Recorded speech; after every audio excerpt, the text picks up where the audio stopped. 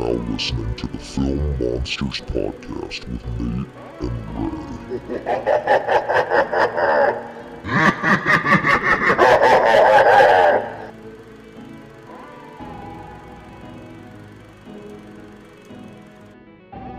Well, hello, everyone. Welcome to the Film Monsters podcast. I am Nate. And I am Ray.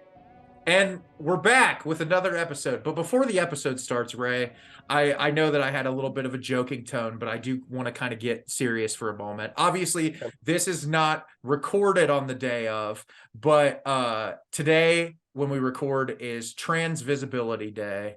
I wore my shirt here, and I just want to tell you, like, Ray and I are both in agreement. We are very supportive of the trans community. We love trans people. I feel like there's a lot going on in our country right now about people trying to rid transgender people of their rights. I saw things about, like, kids not being able to get gender-affirming care. It's a scary fucking time in our culture for transgender people, and I just want to say, me personally, Ray, we love you. If you're a trans person that listens to the podcast, like, we support you. If there's trans people out there that feel like they're not being heard, or that they feel alone or scared or any of that, Ray and I's DMs are always open. Feel free to talk to us. Obviously, neither one of us have ever been through that experience, but we are both willing to listen, and we both care. Worst case scenario, I'll send you a picture of this cute guy. Yeah, and he can bring your spirits up right away. But I just wanted to mention that really quickly, because I do think it's important that if you have a platform, you say something. Yeah, and also, hail Satan. Also, like, no, just in general, like, I feel like if you're someone that it's the main reason why we started this podcast. We're just a bunch of weirdos, and we remain those weirdos, except now we have a platform to be weirdos. Mm-hmm. So honestly, like, it's, we live in a world where we live in the best time to have diversity, but the worst time to represent it. Mm-hmm. So, like, this is what we're trying to do. Like, we are just a bunch of weirdos that never really fit in anywhere else. And by happenstance, we met each other, and now we're able to geek out about things that most people think we're weird about, but we don't care. No, we're going to keep geeking out about the things that we want to geek out about, because that's what makes this so beautiful. And yeah, I just wanted to mention that really quickly. So outside of that, we have another interview. Yay! Woo! Can you believe we've done 4 of these, Ray? Jesus Christ. You know what? For me, it's not so much that I can't believe we've done 4. I can't believe people keep saying yes to us.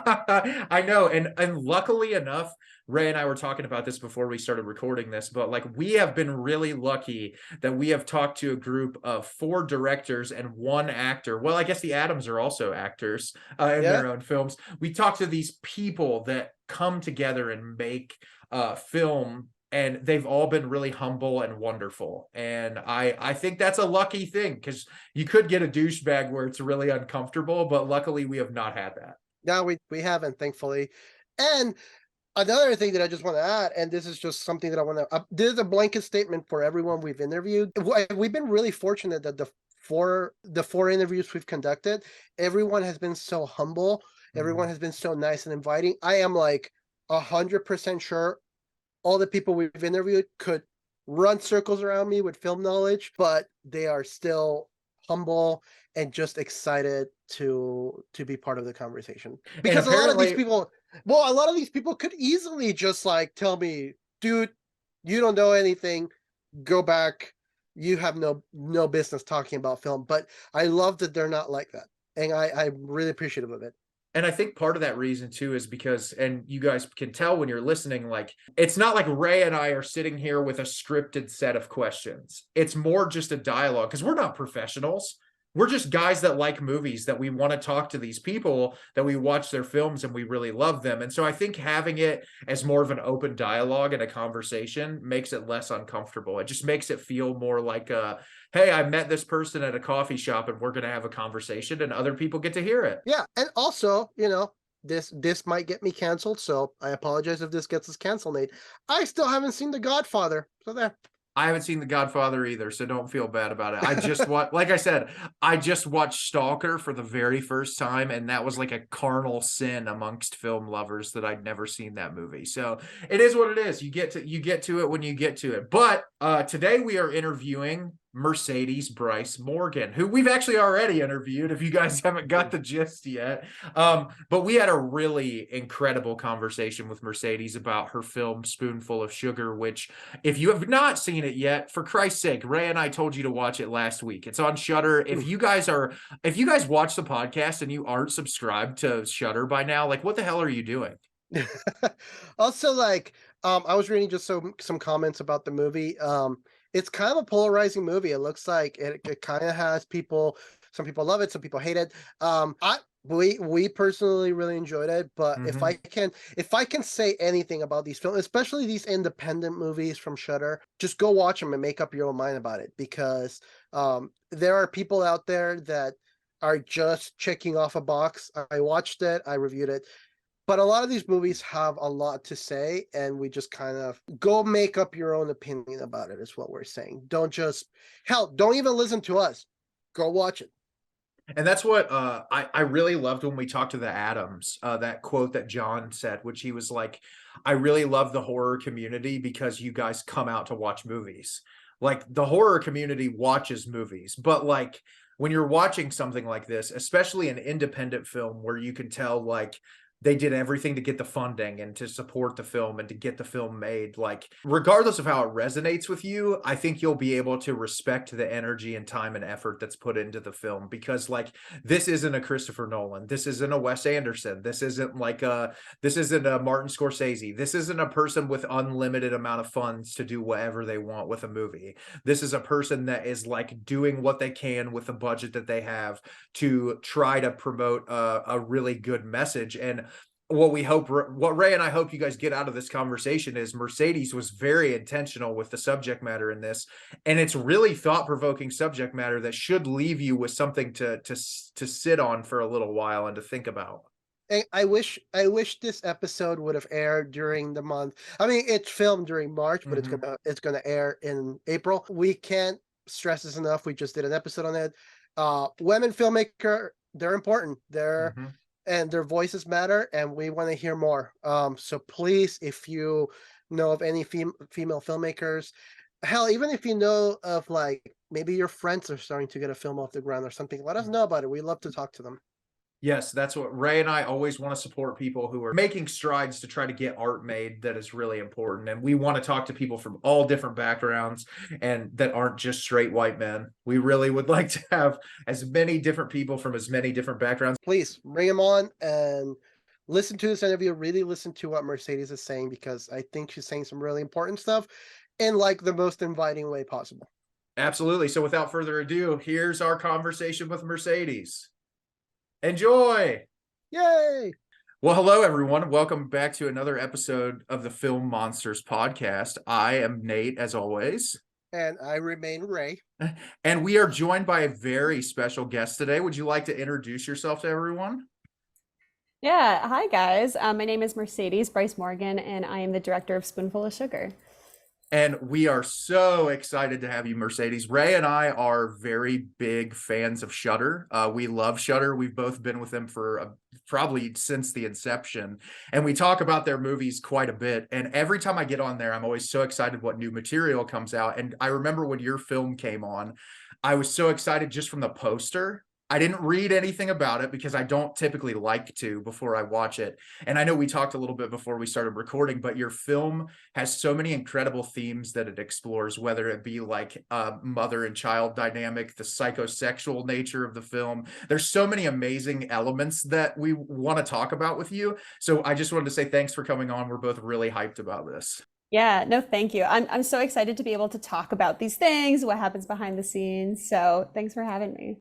Also, like a little caveat. So my older brother does a lot of the artwork for our podcast. And normally like we will record and I will send him the concept so he can design the thumbnails for the episodes. This one, like I immediately looked at the poster. I'm like, oh, I know absolutely what I want you to do. Hell yeah.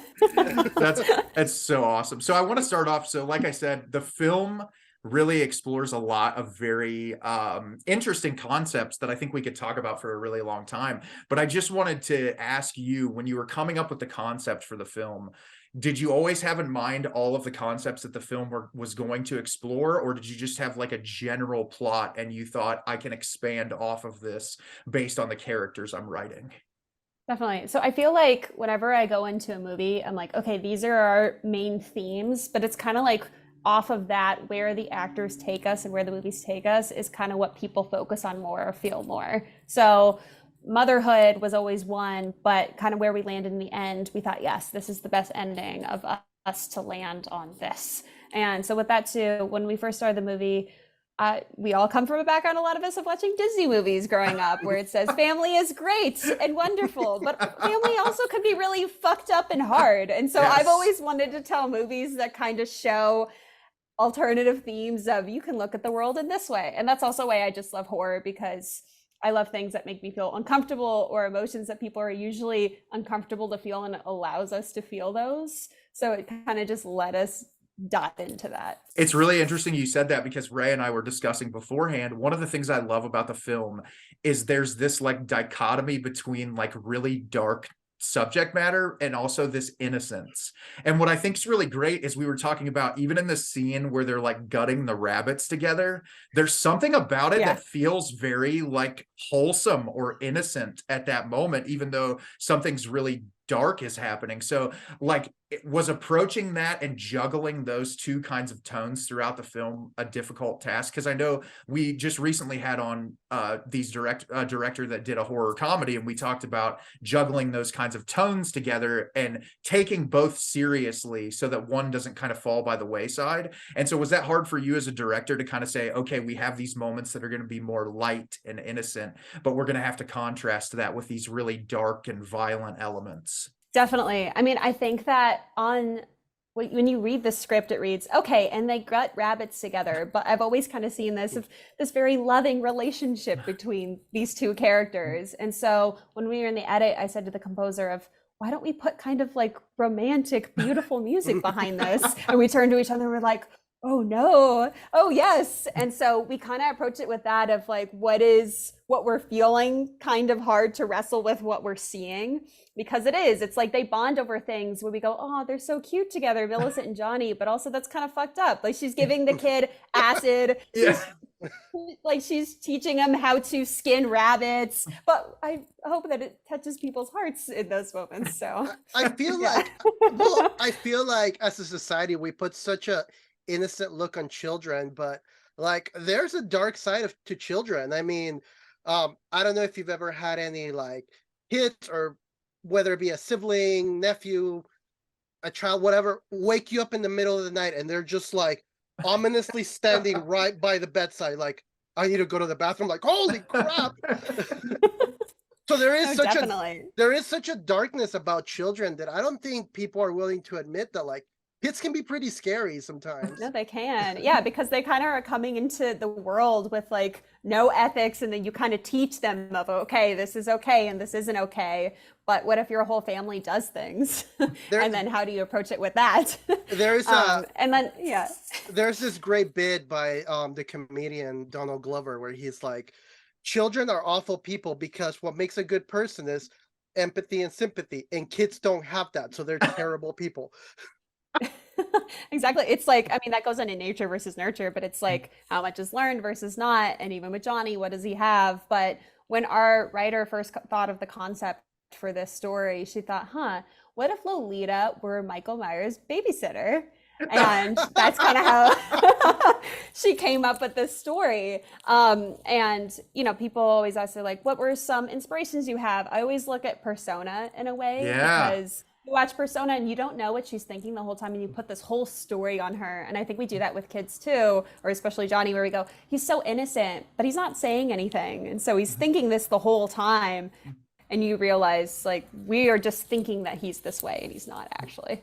That's such a cool thing. It's also interesting too, and Ray and I were talking about this as well. Like, yes, he has this dark side that comes out, but I feel like through the film and watching it on multiple viewings, my perspective's kind of changed. You could also kind of look at it as an allegory for kids that deal with like autism, or like kids that deal with any sort of illness, like where they're kind of put in this situation where they're trying to figure themselves out, but their parents have very much in mind how they should be.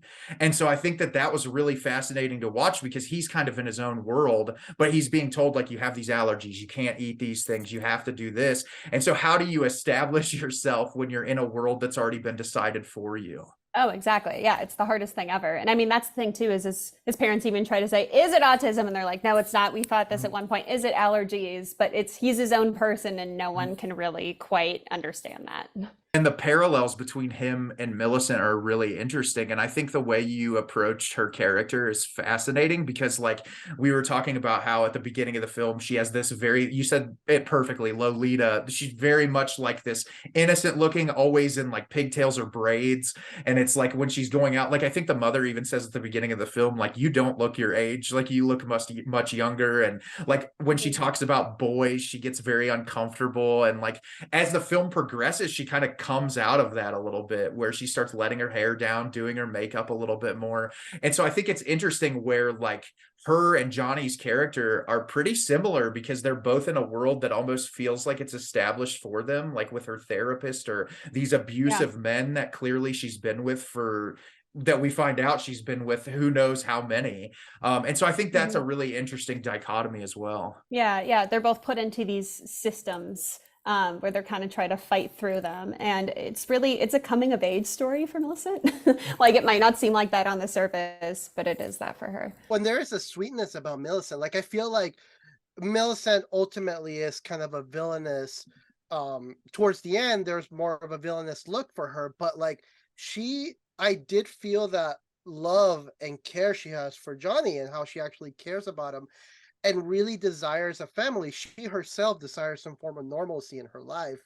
And it translates through that relationship she forms with Johnny, because she gets him to talk, which that's something they were never able to do. Yeah, exactly. Yeah, I mean, she does truly care. In her mind, she has good intentions. In the rest of the world's mind, maybe not. But for her, it is. And what I do want to say about Millicent too, I don't think that it would work as well if Morgan didn't give that performance. And I think her performance is absolutely incredible. Just like watching her shift, like even like when she goes darker towards the end of the film, takes a really kind of special actor to pull that off. And so I want to know, like, how did casting go about for that character? Because obviously, you know, you're taking this script, you want to translate it as well as you can, but I imagine finding that role specifically had to be really difficult. Totally. Well, I mean, I think the movie would be so different without Morgan in it, because Morgan just plays it in this unique way. I mean, you find out later, it's like, oh yeah, she's high 24/7, because you kind of wonder, like, why is she acting off? And so Morgan's just able to do that in her own unique way. And so Morgan's someone I actually wanted to work with for a long time. And so actually she was completing her finals at NYU when we were filming, and we begged her, because she worked with the producers like Matt Miller and Natalie Metzger before, and we begged her, like, can you please fly out here? And so she was like, okay. And so she completed her finals. When she was on set with us, she would like wrap the masturbation scene, go on her laptop, like type up the rest of her essay. And then we'd be like, okay, rabbit scene in the morning, let's go. There's something so interesting about her performance, because I was telling Nate, you know, because there's some pretty like graphic sexual scenes. At first I was like, wow, they got really risque, got a really young girl to do that stuff. And then it turns out she is, you know, nearing her 30s. And I was like, oh my God, they made her look like a teenager. Yeah, no, pigtails and makeup, wardrobe do a lot. Well, you also too, like guessing her age, because she does say she's 21 at the beginning of the film, but like, is she really? Can we really trust anything that she's saying throughout the movie? No, not really. Not at all. Like, yeah, she lies about her name, she lies about her age. Like, absolutely not.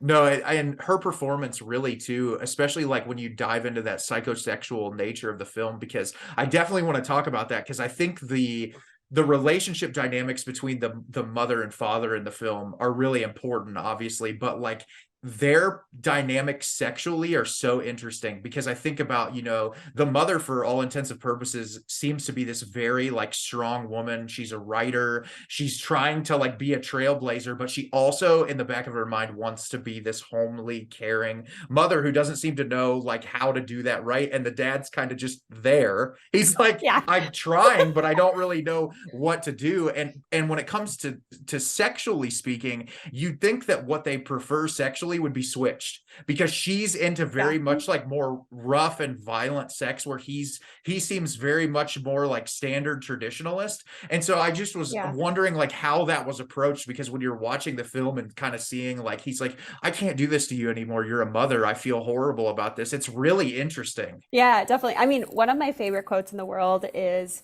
everything in the world is about sex except for sex. Sex is about power. Yes.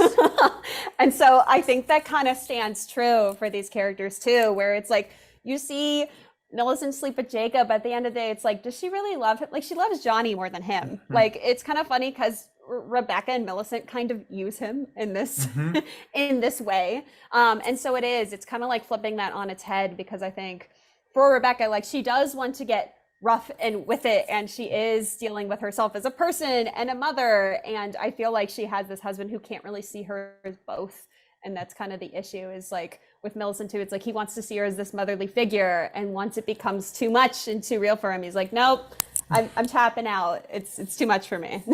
He's just back to water in the backyard shirtless. Exactly. That's his thing. He just gets to keep watering the backyard shirtless. Yeah. He nailed that too. Yeah. I do think there's something to be said though about that relationship, that obviously neither of us are identify as females, and neither of us are, know the experience of motherhood, but I feel like there is this identity crisis that women go through when they have children, that's like, oh, because I'm a mother, now I can't be a hypersexual what have you. It's like, oh, you're a mother, where even breastfeeding in public, which is asinine, is seen as like a no-no.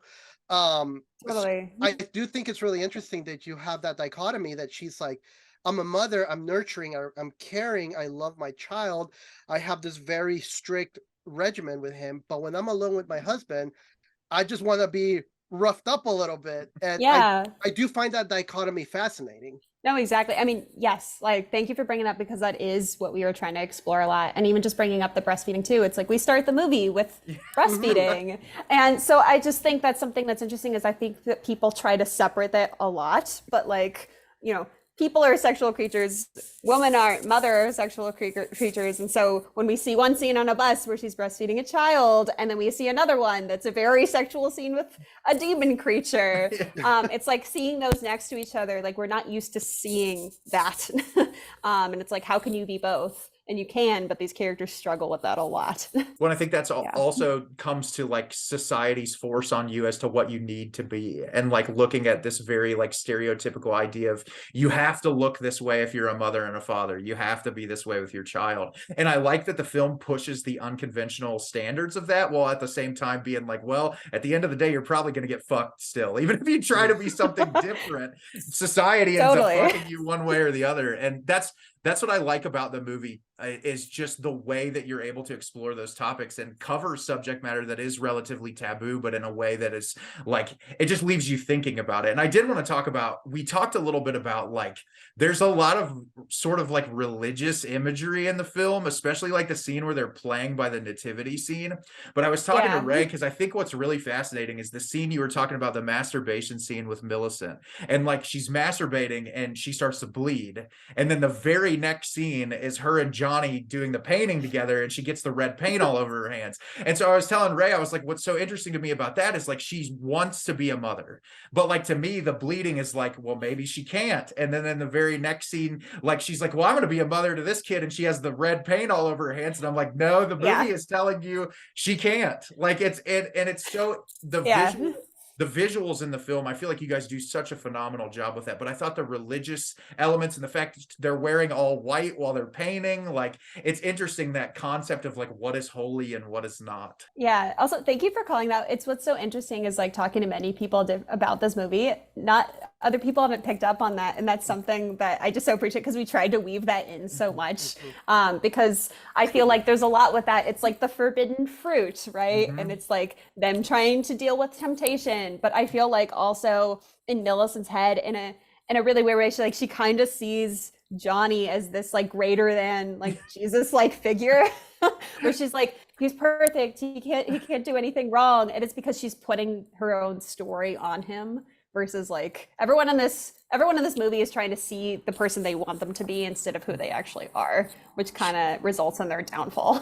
She even does the I thought it was so interesting this time around when I was revisiting the film. I love that with the nativity scene that she does like the pose, the exact pose from the person, and I'm like, she really is trying to be this thing that she like society's telling her she needs to be this, but she also does seem to care. Like the scene early on where the girl's at the playground and she's like, oh, you're lost, because she's trying, and then the mother's just like, you're at a playground, fuck you, like I don't care anymore. But then as soon as she's like, I'll take care of your daughter, and the lady's like, no, you're not going to touch my kid, like it felt so poignant to the way people really are. And it's like, this person genuinely cares, but like what makes her want to be this maternal instinct or this maternal figure?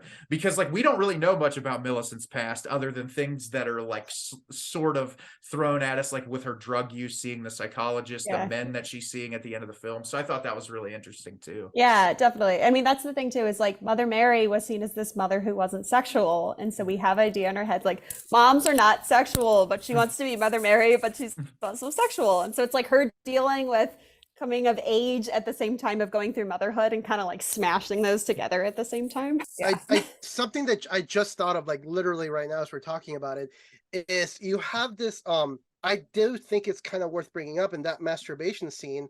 She bleeds, she ends up covered in blood. A little bit before that, we are told the assumption is that she's a virgin. At least that's what we're assuming. And obviously, like there is this whole thing that when a woman loses her virginity, there is blood that comes out. So it's like, am I overthinking it, or is that an imagery you were going for? No, 100%. I mean, like I like people to be able to interpret it however they may, because I like people being able to have conversations about things. But for us, we put that in there as a way of people thinking like, okay, is she a virgin? Is she not? Because we see that, and then as she goes through, we go, oh, she's had this past. And so it's kind of leaving people up to interpret, like, what is the version of Millicent you want her to be? Like, is she a virgin or is she a whore? You know, like, what is she? And it's however you want to view her for yourself. Well, I draw a lot of parallels with this movie from Black Swan. And you have, the character of Nina in Black Swan, who's a very, shy, innocent person. And her, let's put on quotations, downfall is when she embraces her sexuality.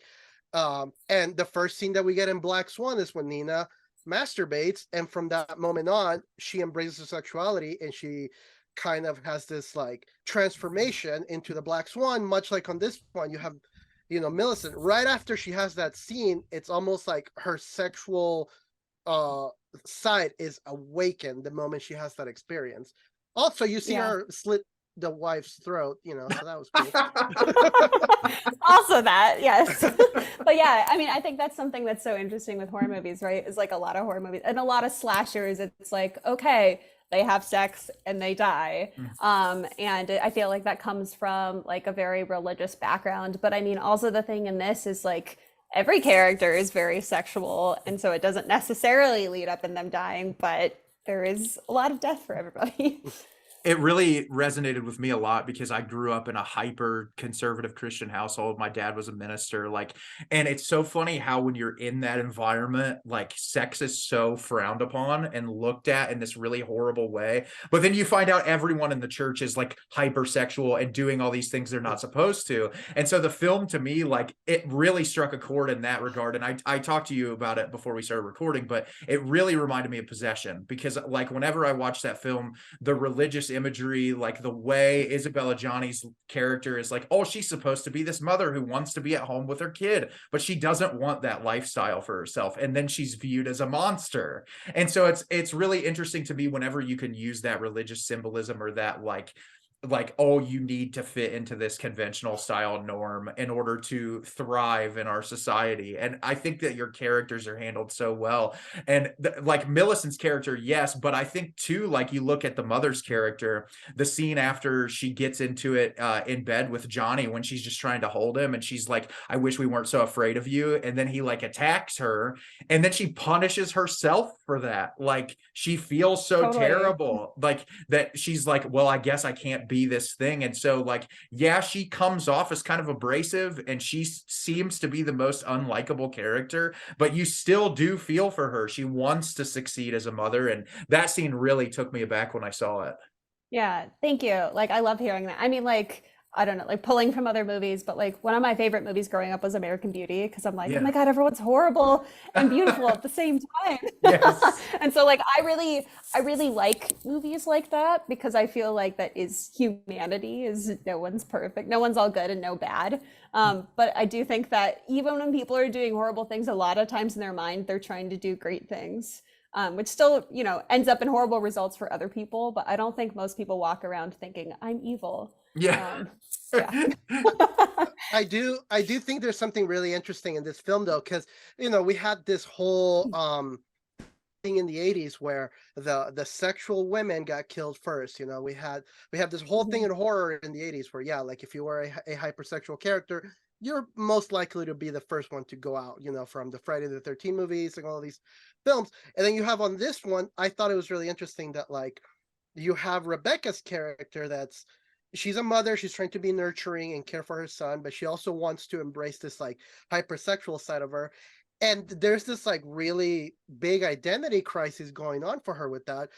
But then you look at Jacob's character, who's just walking around shirtless, and he is like flirting with the nanny, and there's the illusion from some dialogue that he's probably has had affairs with other nannies in the past, and we don't really bat an eye. But when Rebecca wants to be choked, well, hold on, you're a mother, you don't do that. I do think that dichotomy between that couple is interesting, because yeah, the guy is like, oh yeah, I can walk around shirtless and flirt with a nanny, it's no big deal, but if my wife wants me to be rough with her, no, I draw the line there. Oh, 100%. Yeah, it's a total double standard. But I think also a lot of thing too is I'm starting to see, like in a lot of pitches and production companies, is just what's being put out there is I think people are trying to have a resurgence of the erotic thriller. And that was a thing where it's like in the 80s and 90s, it's like, okay, the femme fatale and she has to die. And so I think it's just looking at that in a new way. Like I love psychosexual thriller movies. And so I'm excited to just make and see more of those. But it's like, okay, great. How do we flip this on its head from what it was more than 20 years ago? Well, even like something recently like Ty West X, like you watch that film and it's like, yes, the people shooting the porno are the ones being killed. But like at the same time, that couple, especially Pearl's character, is grappling with her sexuality. She doesn't want to be old. She doesn't want to deal with that. And so it's like Ty West saying, okay, here's everything that you know from a slasher film, but here's something a little bit more thought-provoking. And like this person is grappling with the idea that maybe they hate these kids because they can't be those kids anymore. And that like adding to that type of a discussion is so much more interesting than just like, we're just killing the kids because it's like an allegory for like religious belief. I feel like where it's like, oh, fuck you, you're gonna have sex and smoke weed. But yeah, exactly. It's like, what is the deep-seated emotional thing with that? Yeah. Exactly. But I do want to talk about, so I graduated film school last year, and I'm a huge like cinematography. Thank you. I'm a huge cinematography nerd, and I feel like the cinematography in this film is gorgeous. Like from the beginning of the film, like I just want to know, like, was there like a very specific way that you worked with the DP on how you wanted the film to look? Because especially like the drug trip sequences, they're so unique, and like the flash of color in it really kind of puts you in that type of a headspace. So I just kind of wanted to know like what your approach was visually for the film and how you kind of tackled that. Totally. So Nick Matthews was a cinematographer on this, and I'm about to shoot my next horror feature in 2 weeks from now. Nice. And I'm also shooting that with Nick. But I mean, Nick has a beautiful eye, and the way we designed it was very specific, where we said, okay, here's our strict color palette, and we only see these pops of colors for these characters in these places. And we kind of did an arc of the movie where we said, okay, this is going to be very storybook in nature, and we're going to kind of start in this real looking light, and then as we go, it's going to get very, very more intense. So the scene in the kitchen where he stabs him in the leg with the fork, like, there are like orange God beams coming through that window. And if you go back and look at the beginning, it's like the house doesn't look like that, but we kind of built it up subtly enough so that it would feel natural that it gets to this really heightened place. And we also did things where it's like the house we chose, like, I've never seen a house like that. Like, that house has very dark, dark walls. And so we did that to be like, okay, great, we can have like spots of light coming in these very specific places to give our movie this look. Because we looked at houses, we're like, this is all windows. We're like, nope, doesn't work. Like, not our house. Yeah. No, it looks great. I do Thank love you. that. Like, I do love that even though the house, because when you look at shots from the house from the outside, it looks like a fairly big house, you know, like a wealthy home. But when you're inside the house, it feels so claustrophobic. And then the hallways, when you're shooting scenes like of the hallways or when they're in the living room or, you know, the kitchen, it feels very narrow and like claustrophobic that you wouldn't normally feel like. And obviously the darker color walls and everything helps, but from the outside you're like, oh, this is like a big rich person's home, and then you go inside and there's this sense of claustrophobia that's just makes you feel like something is kind of off in this home. And I feel like the color Totally. palette really brings that out. Yeah, no, thank you. And something like we tried to do too is basically shooting the sex scenes in oneers and like one takes. So if it's like, you know, for example, the scene in the apple orchard where they're having sex in the apple orchard, we thought, okay, we could shoot this from many different angles, but if we're just pushing in and you're just wondering like, okay, are they going to get caught? Like, we're just here with them seeing all of this happening. And so that's something we tried to bring into it too, of like, when is a moment where we shouldn't cut and just stay in this moment? And it works really well. And I do want to talk about too, because on-set stuff really fascinates me. In the world we live in now, as far as like shooting intimacy scenes, when I was in school, we talked about like how they have on sets a lot of times now they'll have like intimacy counselors or people that like work with the actors. Did you find like approaching those scenes, like, was there a pretty open dialogue with the actors? Like, how do you go about that? Because I know like when people like they're put together in this space and it's like, hey, we're going to put you in this really tight, intimate moment, and like how to keep everybody feeling comfortable and normal with that. I just find the stories, because I know it's different for every set. Yeah, definitely. I mean, like, 100%, we have an intimacy coordinator. It's something that's like very important for us because I think everyone needs to go have their own conversations of if people are pressured near the moment and it's like, are you okay with this? People will feel pressured to say yes just because they want to show up and do their job and go all in. It's like, no, you should think about, is this actually something you feel comfortable in? Like, we have all the conversations beforehand. And the way that I like to approach intimacy scenes is the same as a fight scene or a dance scene, where it's actors, we're not really doing it, we're going through the motions, just the same as like someone's not actually getting socked in the face, like it's all, you know, simulated. And so it's just like us talking through the beats beforehand to make sure that everyone's like mind, body, and soul is okay and respected when we're going into it. And then it's kind of like we have the beats like a dance where we're like, okay, here's movement 1, here's movement 2, here's how they flow together, and we approach it like that. That's awesome. I love hearing stuff about that, because I actually was lucky enough, we got to talk to a few intimacy coordinators in school that worked on that. And I feel like the whole industry itself is evolving and being a lot better about those types of things. And so I just wanted to hear that, because I know your movie has a lot. So it's like approaching those scenes and making sure that they're handled the best way possible. But I think the actors all do a phenomenal job in conveying the subject matter to the film and doing it to where it feels realistic. Yeah, which is so cool to hear. Yeah, no, everyone was very much like, okay, like this is the type of movie we're making, like let's go. And it totally works that way. And I do want to talk about, obviously the ending of the film is very like intense. You have a lot of like reveals that are going on, but you have a lot of like things early on in the film that in rewatching it kind of hint at that. Like, I love the scene at the beginning of the film where like Millicent's walking through the house and Rebecca's like looking at the wall and she's like, who's that in the picture? And she just pulls it down really quick. She's like, don't pay attention to that. Yeah. But at the end of the film, when, you know, Millicent is stabbed at the end, Ray and I were talking about it.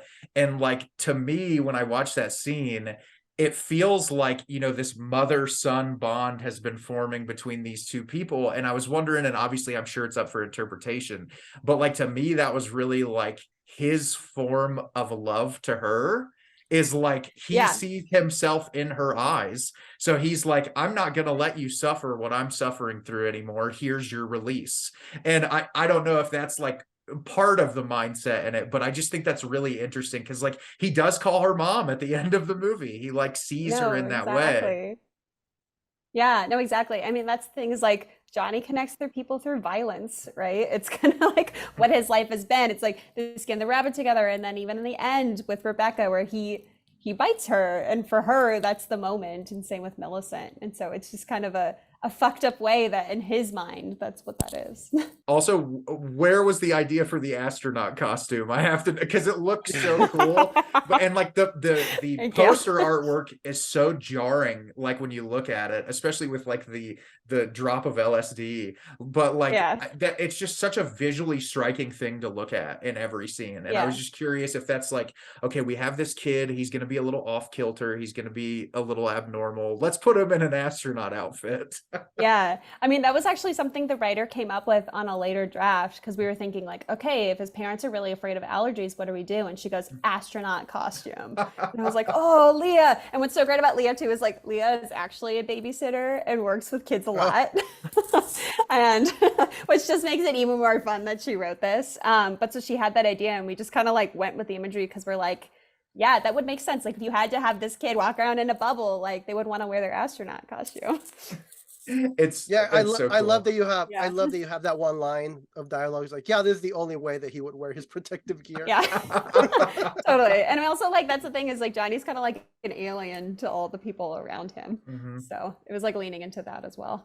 It works so well. And I did want to bring up too, because we were talking about the power dynamics, I think what's interesting, we were talking about Millicent's character and how like she's seen as this very like innocent young character at the beginning of the film, but the scene that really got me and kind of started shifting my perspective is the first time you're introduced to the guy that she lives with. And to me, I was like, okay, clearly underneath all that, she is very powerful and she has a lot of ability to manipulate people, because she literally has this guy cowering in her lap like, don't leave me, please don't leave me. And so I think that was really an interesting choice, because like you're seeing this whole time, you're like, oh, she's like going to this therapy, she's dealing with a lot in her life, you feel really bad for her, but then you see that and you're like, she's got something else underneath it all that really makes her powerful, and if she wants to unleash that, she can. Totally. I mean, she plays the coquette, right? It's like, it's part of her whole shtick. And I think that's the thing, is she's the master manipulator. It's like whoever she deals with, she chooses a different tactic of how she's going to manipulate them. Yeah, especially getting the drugs from the therapist. Like that even feels... Yeah, that scene was so slimy. Just puke in his lap, Yeah. Yeah, and he's like, you realize I'm here for you, right? I'm like, oh, that's wonderful. But so with the drug trip sequence in that scene, I wanted to ask too, like, was that something originally in the draft of like the finger coming off and like crawling up her body? Because that's just such a cool but horrifying visual imagery. It was actually, like, when I first read the script, that's one of the things where I was like, ooh, yes, like this. Because I think it's also just like, there's certain things that we tried to do where it's red herrings of misleading the audience of like, is this going to be supernatural? It's like, there's a demon in the bus. And it turns out it's like, no, it's people being fucked up in their mind and tripping and all these other things. So I had a question, because I was kind of doing some social media stalking and I saw As we all do. And I saw a picture of Michael Oliver wearing the horns. Yeah. Is he also playing, like, I know that was like a funny picture, but is he also playing the demon? Because I almost was like, whoa, is he the demon? Like, and is this like this weird connection between he is actually the embodiment of this demon that she keeps tripping about? Oh my God, I love how your brain went there. No, actually, it's because there's literally one shot that's a flash where it goes to him in horns when she's in the shed with him. Right. So it is a different man on the bus, but it's like metaphorically. Yes. Well, that's what I thought. I was like, what? Wait, was it him all along? Was he like a manifestation of her trip all along? Like, is this why she's so obsessed with his family? No, for like Millicent, he becomes almost the same as the man on the bus. It's like, okay, here we are again, like same cycle. Yeah, and his character, it seems like, as far as the mother, we said Rebecca is trying to be a mother. He's just kind of there. And like, to me, I never once through the film felt like he was being authentic towards Millicent. It was like, No. I need my normal missionary sex, and I'm gonna get it one way or the other. And I thought that was so funny, because like, he really does use manipulation tactics towards her, of like, even though like the first time they really get intimate after the birthday party, like where they get really close before Johnny breaks the door open, it just felt kind of slimy to me. Like, he's like, oh, here I get. And I just thought that was handled so perfectly well. I do think it's really interesting that Johnny has this like almost erratic reaction when someone is intimate with, or is attempting to be intimate with Millicent, because you get that, then you get him getting stabbed in the leg when he's about to kiss her, and then you have that screaming fit. Because at first, when they're having sex in the orchard, you think the camera starts panning and you're like, oh, they're about to get caught. And it turns out, no, it's actually Johnny having a fit. Yeah, totally. Yeah, I feel like I think that everyone in this movie kind of has messed up ideas of how they fit into a family structure. And so I think like in Johnny's mind too, it's like he kind of loves Millicent in his own way, even though he shouldn't. And so there's this odd jealousy that's happening there. But fun fact about the apple orchard is we did not actually shoot that with the kid there. We did not shoot that with actor Danilo. That is all VFX, because we would not do that to an actual child. Just as you guys were saying, like, my kids, I had to like pause for them. We're like, we're in the business of making people horrified, not actually, like destroying children's lives. So he's experienced the worst of the worst. No wonder he's so messed up. Yeah, he never read the script either, and he hasn't seen the movie because his parents are like, when you're ready. So it's like we brought him to Q&As and he'll talk about it, but he's never seen the movie. He fits the role so perfectly too. I think like, especially, I know it's got to be hard when you're working with younger actors too, because like being in the filmmaking world's hard enough as it is, but he's such like an emotive bodily actor. Like his facial expressions and just like the way he controlled the scenes with just like his movements was so impressive to me. And like, especially for an actor that's that young, that has to be, I feel like you guys really lucked out with that, because he did an amazing job. Oh, we did. Yeah, like when we are auditioning kids, there's so many kids where we go, okay, here's the scene where you have to throw a fit, and they just couldn't. Like you could tell they were acting with a capital A of just like, okay, I'm gonna throw my body around and scream. And him, I'm like, oh, I actually buy that. And so I think that's the thing too, is just like when kid actors are good, it's just because there's just something special about them where they're just like feeling it so much that I feel like either kid actors are the absolute most amazing actors ever, or just else they're just not great actors. Like there's no in between for kid actors.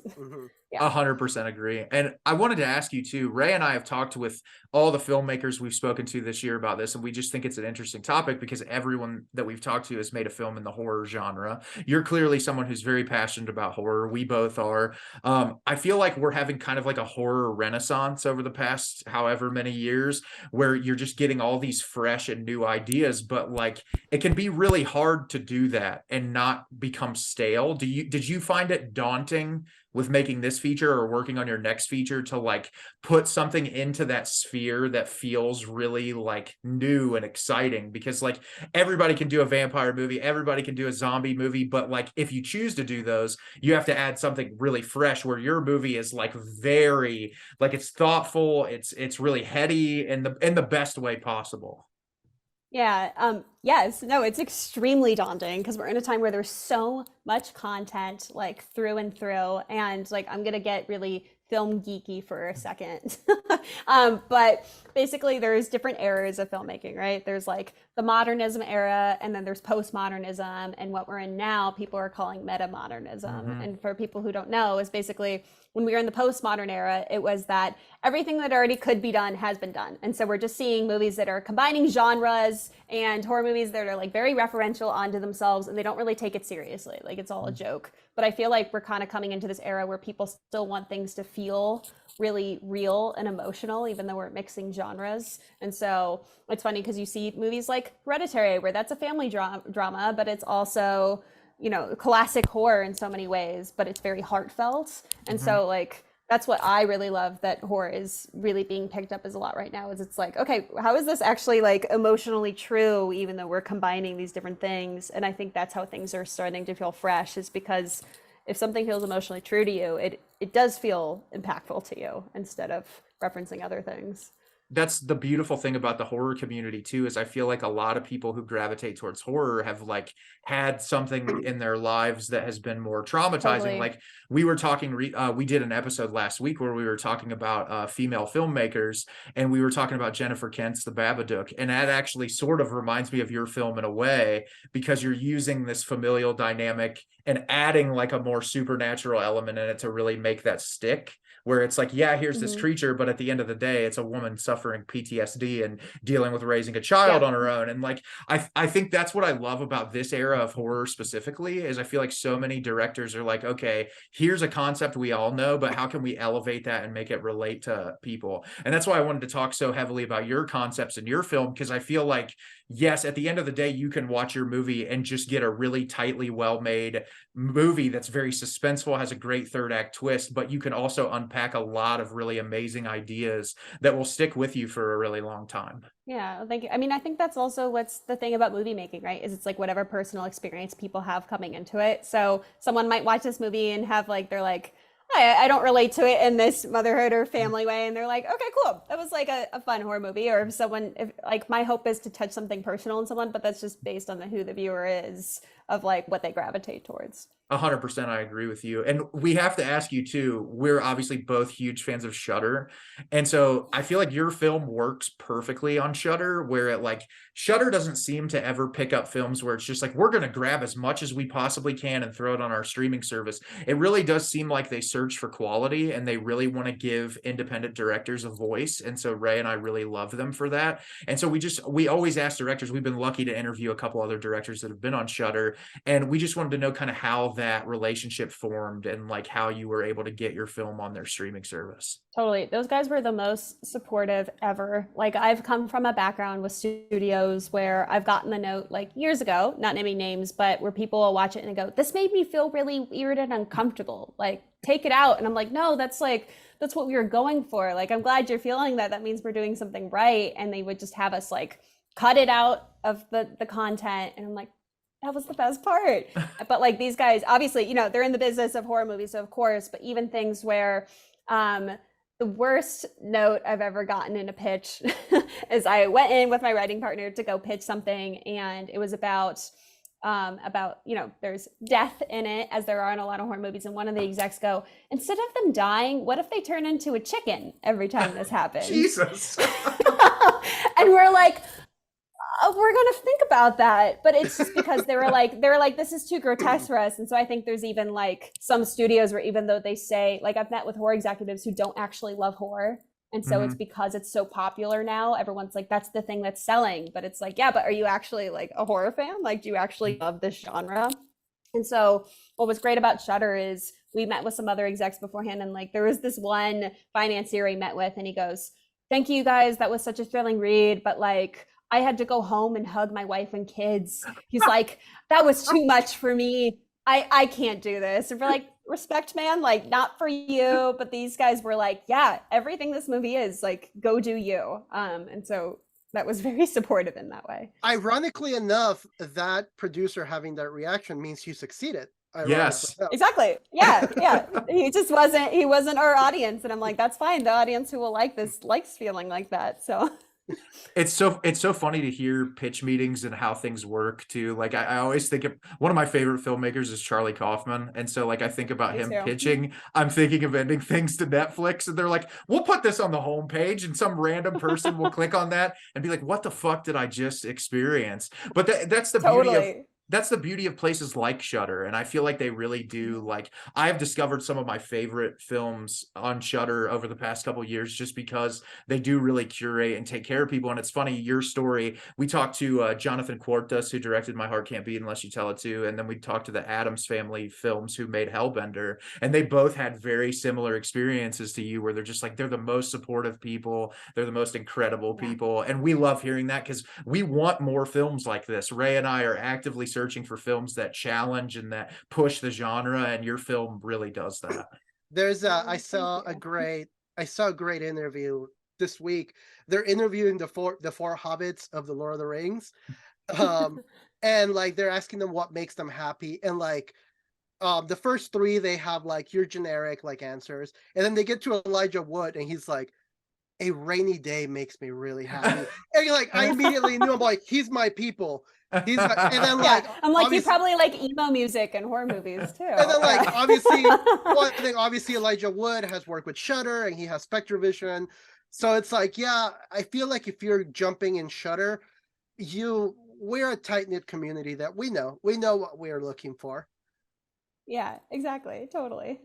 Yeah, it's great to hear that story. Those kind of things just really excite me. But I do want to ask, because we love asking this question. We talked a little bit about some films. Are there any like real big influences for you that you feel like come through in your work, like people that have inspired you that like not necessarily you're trying to emulate? Like I know Jim Jarmusch said like steal from everybody, which is like one of my favorite quotes from a Yeah. filmmaker. But like, are there people that you find like come through in your approach to directing, or like how to like make your content resonate with an audience? Totally. I mean, I love that you mentioned like Charlie Kaufman, because I love surrealism too. It's just kind of like the difference between fantasy and surrealism is something odd happens and the characters just don't pay any mind to it. And so like that's a big influence for me.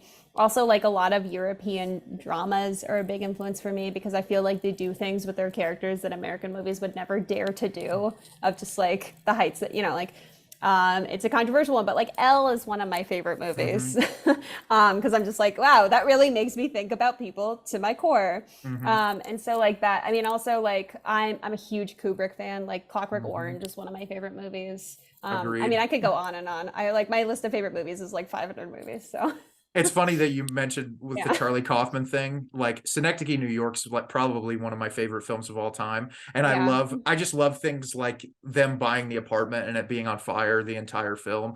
Like, Yeah. and I just recently read Charlie Kaufman's book. I don't know if you read it, Antkind, but like how that man was able to like make something that could never be translatable to film.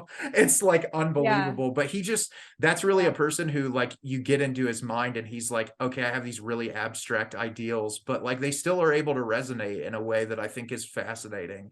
And that's cool. Yeah. I can definitely see that influence in your film. And like another one that's really big to me is David Lynch, because I think that his like approach to Totally. what art is and how people digest art is a really beautiful thing. Yeah, I agree.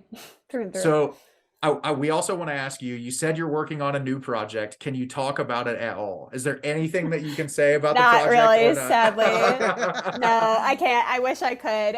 But my other movie, Fixation, was at TIFF, and it should be coming out this year. And that's also like psychological horror, and that one is even more surreal than this one. So yeah, I love stay hearing tuned that. when that one's coming out. Yeah, and this one will probably be out next year. That's really awesome. And it's cool that you're working on so many projects. Like we always get so excited. Everyone we've talked to is like, we're working on this, and we're like, we're ready. And obviously like when you make that, we'd love to have you back on to talk to you about the next project. Cause this conversation's been really great. Just being able to dive into those concepts. And I love like where your head's at to like the idea of like, it really is all about how you interpret it, right? Like how the art resonates with you. It doesn't really matter. Like at the end of the day, like it means this. And Ray, like even Ray and I's conversation was just awesome, just to hear his perspective compared to mine. It's always so cool. Yeah, exactly. And like us having these conversations, it's like everyone views people in their own way. So we can talk about like all the things that the movie grapples with, but it's like what you want to take away from it is like your choice of how you want to view humanity. Not to be really dramatic of it, but essentially. Yeah. I feel like a lot of these films, though, especially like this one, yeah, it's a horror movie and you have all the horror elements of it, but I feel like it's almost cathartic to look at some of these movies and be like, oh yeah, like obviously I'm not going to go on a killing spree, but I can relate to that anger, to that frustration. Yeah. Hell, even that like sense of wanting to be more sexually open and sexually free. I feel like a lot of people, will watch whatever have you, and then there's all this censorship going on. You will have, we're trying to freaking ban drag shows and TikTok and stupid stuff like that, when in reality, I actually saw this great TikTok, oddly enough, that this one of the congressmen is complaining about how TikTok only shows all these sexual things, and then somebody was like, should someone explain to him how the algorithm works? That's so funny. Yes, yeah. So I just think it's really but interesting yeah. watching these films, and like it really puts a mirror to us, and we're like, no, we all have these messed up thoughts, but maybe they're not so messed up. Maybe they are more normal than we give them credit. Yeah, exactly. And I think that's the thing is like talking about these things that people have always been so scared to talk about. I mean, what's funny about this film is a lot of the alone moments for the characters. You know, it's like a lot of dramas, characters have alone moments where they think things over. And in ours, it's 2 masturbation scenes and a cutting scene. And so it's like, these are the alone moments you get with these characters. And it's those things are things that make people uncomfortable, but we're going to show them in their own light. So.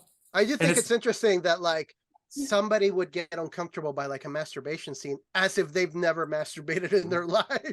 No, exactly. And then people are like, oh yeah, we can see someone stab someone. It's like, well, you've seen someone, not as many people have seen people stabbed in their normal life. Right. So. It's always funny to me, what makes people uncomfortable in film is oftentimes like real life. It's like, oh, the things you want to be sheltered. Like another one of my favorite filmmakers is Yorgos Lanthimos. And the reason why I love him so much is because he takes those concepts and elevates them to like 100. And it's like, okay, I'll make you really fucking uncomfortable. But like at the end of the day, isn't it really just like indicative of how we all think? And why shouldn't we push that boundary? I have a theory on that actually, where I think that it makes people more uncomfortable because it feels more real to them. I think like because people haven't seen people like slashed in the face or something, when they see it, it doesn't have as much of a reaction. Whereas like when I watch horror movies, if someone gets like stabbed in the hand or like a fingernail comes off or they get their foot hurt, I like have a reaction because I've had those things happen to me more than if someone's like face gets sawed off. And so I think it's kind of the same of like masturbation scenes. It's like everyone's like, oh, I know what that's like. And so it affects them more.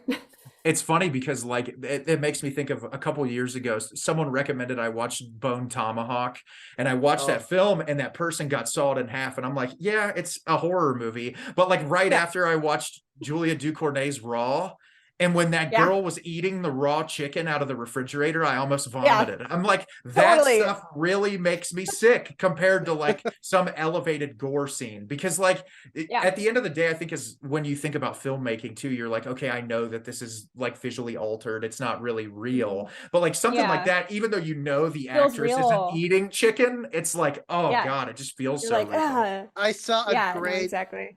I think on Shudder, oddly enough, on the 101 horror moments, they talked about that scene on what movie was it? I forget the name of it. It's a zombie movie where that infamous scene where the lady gets poked through the eye with a piece of wood. And it was Lucio Fulci's. It was a Lucio Fulci movie, and they talk about why that scene is so like impactful. Is like we know what it's like to get something stuck in our eye, so when we see the piece of wood stabbing through her eye, it makes our skin like crawl because we know what it's like to get something in our eye. So it makes you far more uncomfortable than if somebody gets their head ripped off, because we don't know what that's like. Yeah, totally, definitely. And like one more thing on that too, but like my other like nerdy film theory is I think a lot of times in cinematography, we think things are beautiful because our human eye isn't used to seeing it. So a lot of times when we see things in slow motion, we're like, wow, that's so beautiful. Or we see like underwater shots. And it's because in normal daily life, we can't see people move in slow motion. So that's my other theory. But I think that those work in different ways. Is that why Lars von Trier is obsessed with that? He's just like, this is so beautiful. It's like a moving painting. Yes, exactly. Yeah. And also, then he has... we also don't have a pretty score playing in the background either. No. Yeah. No, that's true. Yeah, that's a really, I never thought about it that way, but that's really interesting because as far as like film, you're able to capture a lot of things that people just can't see with the human eye on a day-to-day basis. Yeah. And like how much of beautiful cinematography is just us in our heads like, oh, we just don't see this regularly. Like, oh, right. Totally. Yeah, definitely. That's fascinating. Yeah, I love talking high concept like that. Like just graduating film school, some of the shit you hear people talk about. I'll talk about, this type of film things all day. 100%. And we want to ask you, Yeah. we ask every single person that's come on the podcast. You're a director, obviously. If you could work with any actor, we try to get 3 out of people. Is there 3 actors or actresses or people that you would love to direct? Because I know that it's Oh, daunting, man. but like, Yes. Oh man, there's so many. Let me think about this. I wish I had an answer up front, but there's just so many that I'd want to. I mean, one that I would have, but isn't no longer alive is Gene Wilder. yes, Gene Gene Wilder is one of my Wilder. favorites. Yeah, Gene Wilder, I think it was my answer for a long time because he could be like really big and really small and like very gentle. I think that would be my number 1 answer, even though it's not possible anymore. Mine's Philip Seymour Hoffman, which is also not Nice. possible. But like Yeah, I yeah. love him. He's amazing. And then obviously the late Jimmy Stewart, who I just think would be absolutely incredible to work with in a Yeah. film. Like he's like, there's so many Totally. actors that are no longer with us that I just think about. Like even like ones that still are. Like I think about working with like Harrison Ford in his prime, or like Yeah. someone like Jack Nicholson. Like when The Shining came out, like you talk about a guy who just has the versatility to just do whatever with whatever he's presented in that era. Like now, not as much, but like then it's so fascinating. And I'm sure like, and we didn't talk about this at all, but like as a director, do you find it difficult to like jump in certain scenes and say like, hey, that was really good, but like, can we do this again? Because like whenever I've directed people, I've always found that to be the most difficult task. Is like you have a person giving their all, and like the way to approach it that doesn't sound like I'm being an asshole. Like, no, I just want it to be perfect for the film. Yeah, I mean, the way that I like to view the way that I approach my movies is in a very specific way where we're not trying to go towards like, this is the best, this is the thing that it needs to be. Like what I did with this movie and with my other movie Fixation is, especially because we have plot twists, is when I'm working with really, really good actors, the first 2 or 3 takes, it will be like, okay, great, we nailed it. That's what we need to do. And then we play around on the other one. So we're like, let's just try something totally wacky and different. And so I feel like they know when I give direction, it's not like, that was bad, do this instead. It's like, great, we got that. Now let's explore something different. Yeah, it's always interesting to me to hear those stories because like I know that there's certain directors that work in a very different way. Like I was able to talk to Lily Gladstone, and she's in the new Martin Scorsese film, and this was right around when I was graduating, and they were finishing wrapping on the film, and she was like, I've worked with a lot of directors in my career, but I went on set with Martin and I didn't know how like that was going to be. And we did the first take and he was like, oh, that's perfect, let's go. And we'd go to the next scene and he's like, oh, that's perfect, I loved it. And she's like, I realized that I was giving not the best performance possible, and I actually had to speak up and say, hey, can we do that again? And she's like, it's weird how every single director is different. She's like, he works with Leo and they're almost like psychic, where it's like they talk to each other and they don't even really have to speak. They just look at each other and he's like, hey, we got to do this again. And so I also think a lot of it too, a lot of actors that work with directors over and over again, you probably build that rapport where you're like, okay, I don't want to waste your time and you don't want to waste their time, but at the same time, you want the most quality product that can exist. Exactly. Or you can always end up in the shoes of Taika Waititi. I don't know if you've heard this story, but Taika Waititi, when he was directing Jojo Rabbit, he infamously is dressed up as Hitler, and he said that there was a scene where they really messed up, and he started like drilling onto the team about how they messed up the take, and he's like, unbeknownst to me, I'm yelling at my crew dressed up as Hitler. That's hilarious. Jojo Rabbit was the perfect movie to talk about too, because I feel like that was a movie that challenged a lot of people, that really was like, oh, this is some dark subject matter, and like especially the time period that it took place, but also like I couldn't imagine being a parent of a kid who's like, I want to be a part of this movement, but also like be a parent and say like, you shouldn't, but worrying that your life could be taken. Like, I can't even imagine. And making it a comedy and a drama, that had to be really daunting to be like, I hope we don't offend a bunch of people. Totally. Yeah. No, it's fascinating. So we really appreciate you coming on, Mercedes. It's been an amazing conversation. Do you want to tell people out there where they can find you, where they can find Spoonful of Sugar, all that good stuff? Yeah, totally. So you can find me at Mercedes Bryce Morgan on Instagram, and then you can find our movie on Shudder. And then it's coming out on DVD soon too. Oh, Ray and I are physical media fanatics, so we will be picking that up for sure. But we really do appreciate you coming on, and hopefully we can have you back on when your next film comes out, because I'd love to have a conversation about that as well. Yeah, I'm looking forward to it. Thanks so much, you guys. You're welcome. Bye. Bye.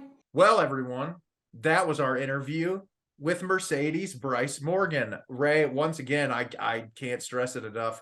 That was just, I feel like we're both getting kind of more settled into this interview environment, and so it's feeling more natural. And obviously, like you were talking about Mercedes and like just how inviting and humble and nice that she was, but it just seems like it's getting easier. And I love that it's like, obviously we're highlighting their film and we're talking about the things in their movie that are important, but aside from all of that, like it's just fun to geek out about film with people who love it.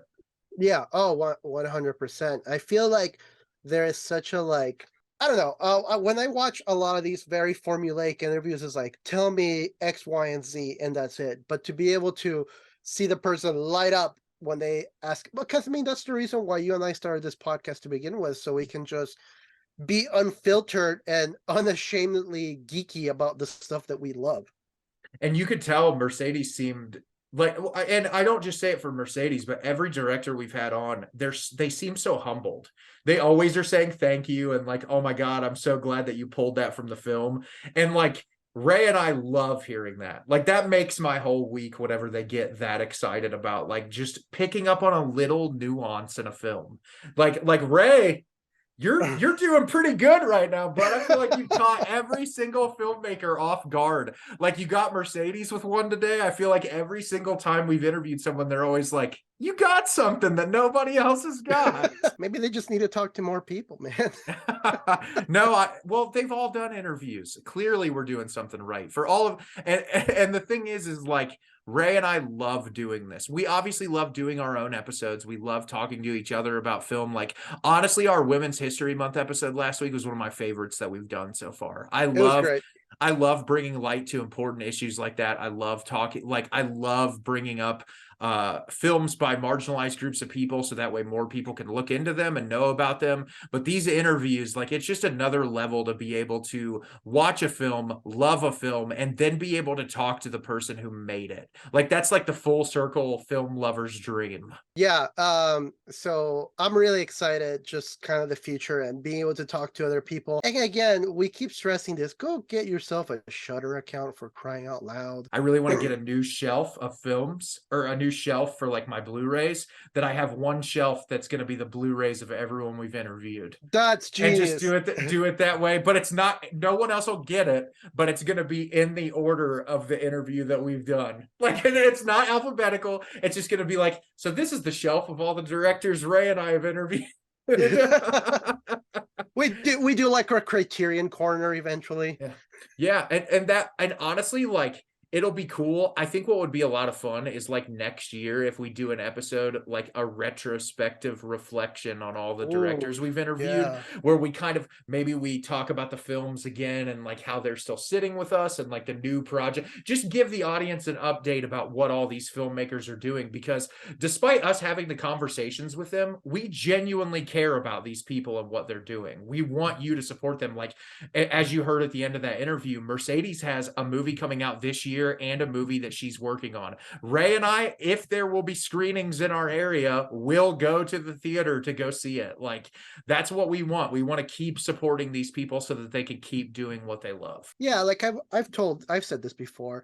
No shade if you're into like the mainstream movies. Like, I watch plenty of like mainstream movies. I enjoy my Godzilla movies. I just saw John Wick recently. Like, I love my mainstream Hollywood movies, but if I can support an independent filmmaker that's trying to make it, like, I will give them my money. Like, I don't mind, big radio bands like Ghost, but I also would love the little punk band playing in garages too. So same thing with filmmakers. Like, yes, I'm gonna go watch Oppenheimer, but at the same time, if I can watch like a little independent movie, I will do that too. And I will try to highlight those as much as I possibly can.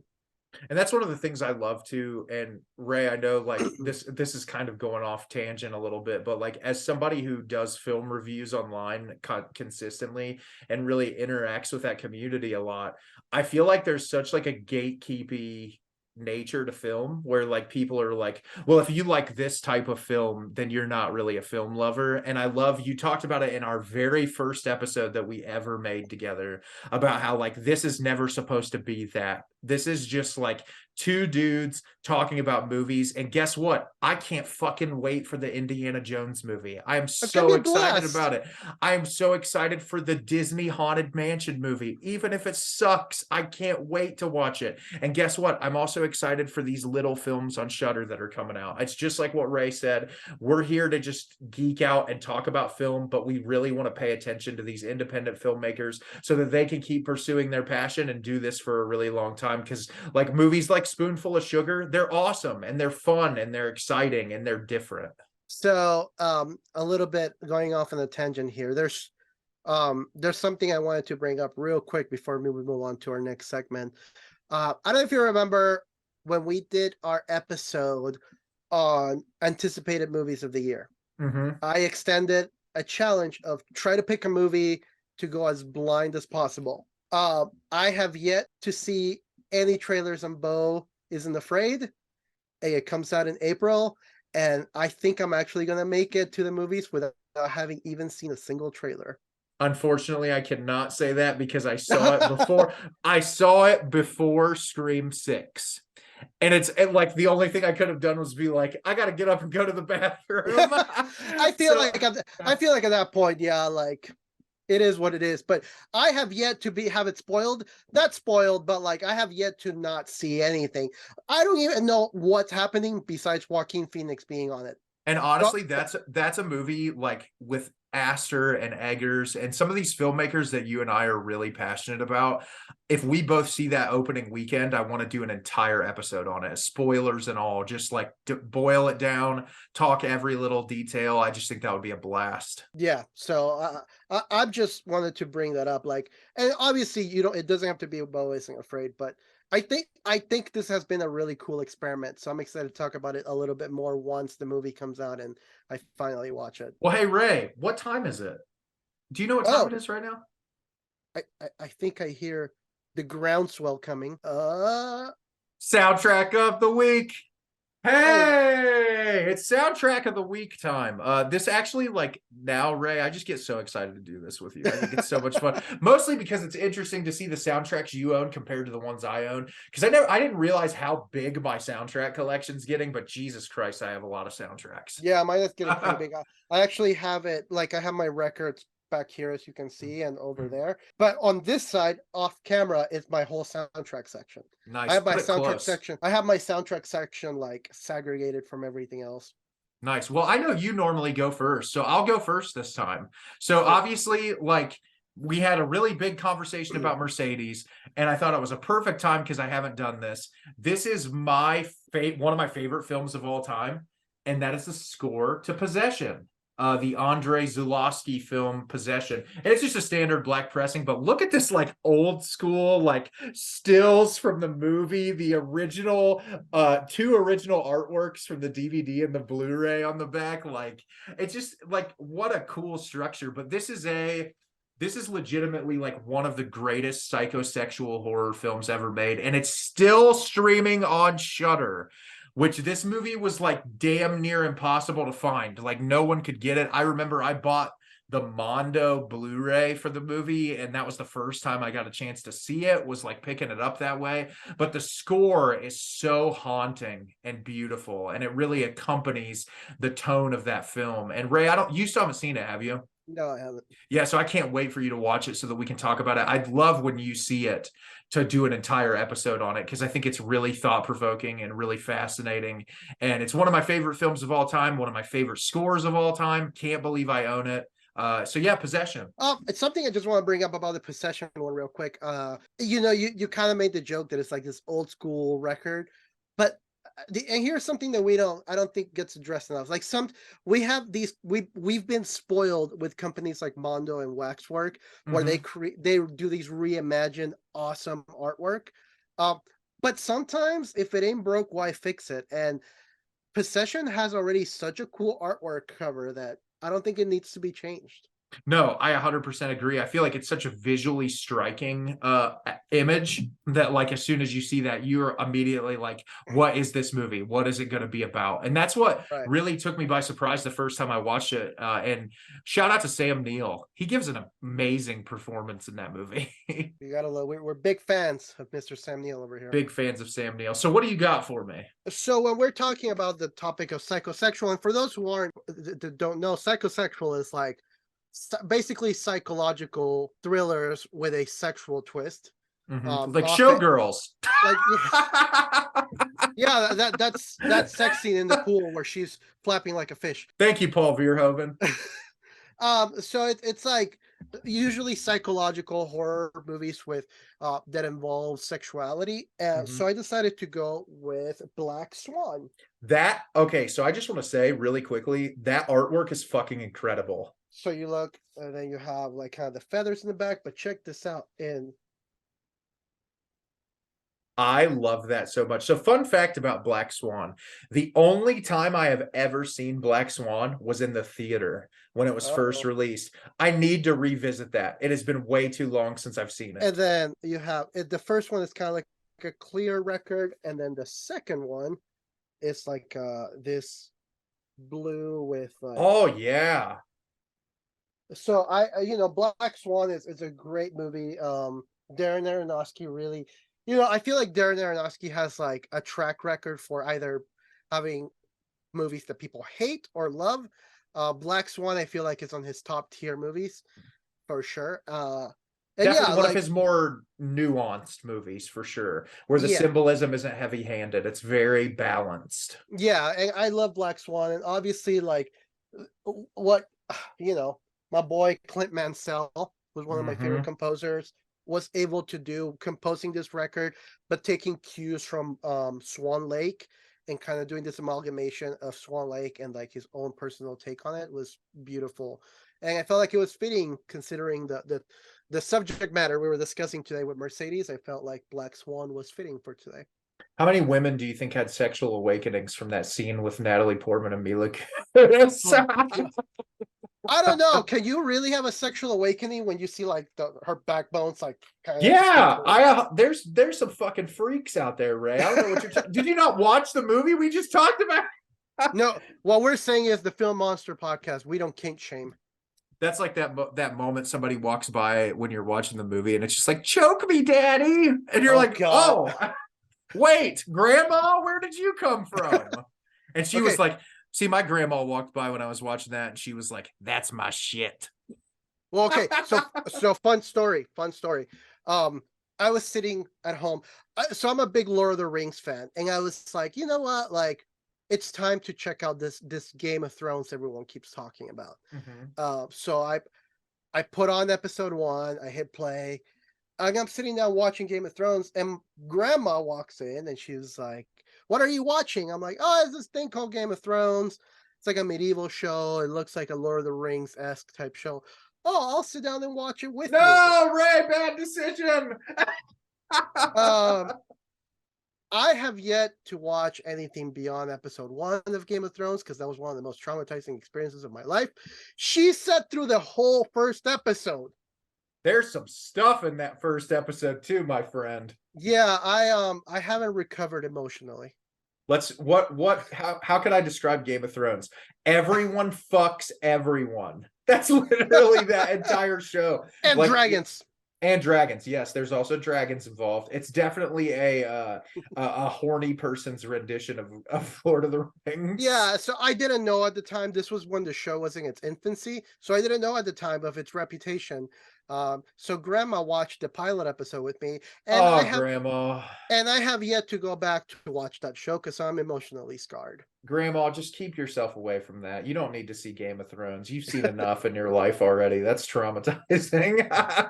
So like, I love that soundtrack choice though, Ray. That's like, who put that out? Mondo. It's beautiful. Speaking of Mondo, RIP to the poster division. Ray and I are both pretty upset about that. I hope that this doesn't change the scope of the vinyl production. They released a statement saying that they're not going to discontinue the posters. Yeah. But again, I'm upset about it, but I'm gonna try to remain optimistic. Yeah. It's all you can do. Yeah, because like it sucks, but I mean, after contemplating and thinking on it for a while, it's like, are we really that shocked living in the capitalistic world we live in? Well, you think about Shudder last year, AMC Plus or AMC did all those layoffs, and most of them were Shudder members or Shudder producers and stuff. It's always upsetting. You just know how many people are affected, which is what kind of upsets you. And then it's something that you love, and then you work. I mean, even Criterion did a bunch of layoffs recently. Yeah, so I'm gonna remain optimistic. Obviously, I'm not just gonna. I know there's a lot of people that are like, screw Funko and Mondo. Where I'm not gonna go to that extreme. They are a business. They're a business. I'm still gonna support them. I'm still, gonna keep, especially with all the great choices that they pick. I just hope that the quality doesn't take a swan dive. It's just what I'm hoping. I completely agree with you. So yeah, that was our soundtrack of the week segment where we tangented a little bit, but you guys always enjoy our tangents. Don't lie. You love it. So next week on our episode, Ray and I thought it would be fun to do something we haven't talked about, which this is could be a very large conversation. We're going to talk about international films, which, my God, Ray, how many Godzilla movies can you talk about in one episode? No, I feel like I feel like my love for international cinema has grown so much in the past 6 or 7 years, where I feel like I gravitate towards watching especially Korean films. I love Korean filmmakers. Their movies are so, we talked about psychosexual cinema. There's so many psychosexual Korean films that are so fascinating. They really approach filmmaking in a very different methodology. So I think it'll be really cool for us to kind of see what films we pick and the different filmmakers and their backgrounds, because international films, that's covering a wide scope. Yeah, that's gonna be one of those episodes where I'm really gonna have to be picky and choosy of what I bring up, just to make, because I could do a whole episode just on Korean films, so it's gonna be one of those where it's you're gonna really have to be picky and choosy. Well, shit, even French filmmakers, German filmmakers, Russian filmmakers, you could isolate parts of the entire world and just do an entire episode on it. But it'll be fun, and hopefully it'll give you guys some recommendations out there of films that you have not seen, or maybe ones that you've wanted to see for a long time that you just haven't watched. Yeah, so we'll I'll make sure to bring my usual list of 5 or 6 movies, and then Nate is going to talk about Drive My Car for an hour and a half. Yeah, I see you there. I will try not to include Drive My Car on the list. I'll try to put some different films on there. I love that movie. Okay, it's great. So international films, and as we always say at the end of these episodes, go watch Mercedes film. I'm gonna, as usual, put all the stuff in the description. If you go back to any of the episodes, I'll link her Instagram. I'll link where you can watch her movie. She just told us that there's gonna be a DVD Blu-ray release later this year at some point for Spoonful of Sugar. So when that comes out, be on the lookout for that. Support her and her work. She's a really fantastic human being. We really enjoyed that conversation, and we look forward to doing more interviews this year. Yay! Who knows who's going to be on the episode. We could have anyone. 98-year-old John Williams could show up, for all we know, if we could get him to log on Zoom. Johnny, get on the computer. We know you're a listener. I'm trying to send smoke signals to get a hold of David Lynch. I don't know if I gotta send a carrier pigeon to his house or what. No, what you do is go to LA with a cow and a sign. Says looking for John Lynch. David, come on my podcast. What are you doing in my front yard? God damn it. I'm trying to paint. Just send him a cryptic message that says, at the Film Monsters podcast, everything is fine. Oh, and listen, maybe that's the way to get him on your podcast, is to be really fucking cryptic. I love that. So yeah, so like I said, all Mercedes stuff's going to be down below. Obviously, you follow us at the Film Monsters podcast, get updates on the episodes. Ray always posts when the episodes are released, which we like. Your brother has been killing it with the artwork recently, like especially the interview artworks, like the Hellbender one, the Chef's Uncle kiss. Peckerhead one. I love that you set the Uncle Peckerhead one as the little thumbnail. It looks really amazing. I love that little anarchy symbol around it. So yeah, that we put like Ray's brother puts a ton of time and effort into those. Obviously, we have fun engaging you guys. If you want to message us at our personal Instagrams, I'm My Exit Unfair, Ray's Analog C. You're mostly going to get film scores and me posting about YouTube shit. But like, we love talking to you guys. That's our favorite part of this. And we look forward to seeing you next time. Bye. Bye.